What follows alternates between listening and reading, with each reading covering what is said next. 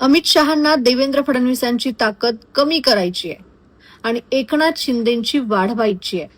फुटलेले 6 खासदार शिंदेच्या शिवसेनेतच कसे गेले, भाजपमध्ये का नाही गेले, असा सवाल उपस्थित करत उद्धव ठाकरेंनी भाजपवर निशाणा साधलाय.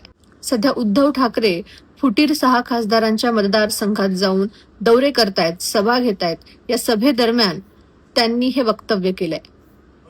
तर एक तर तू राहशील किंवा मी राहीन असं म्हणणाऱ्या उद्धव ठाकरेंना देवेंद्र फडणवीसांबद्दल प्रेम का वाटायला लागलं, असा सवाल यावरती एकनाथ शिंदेंनी उपस्थित केलाय.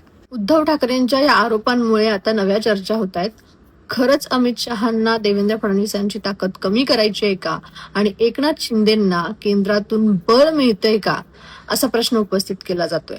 तुम्हाला या सगळ्या संदर्भात काय वाटतंय कमेंट बॉक्समध्ये नक्की सांगा.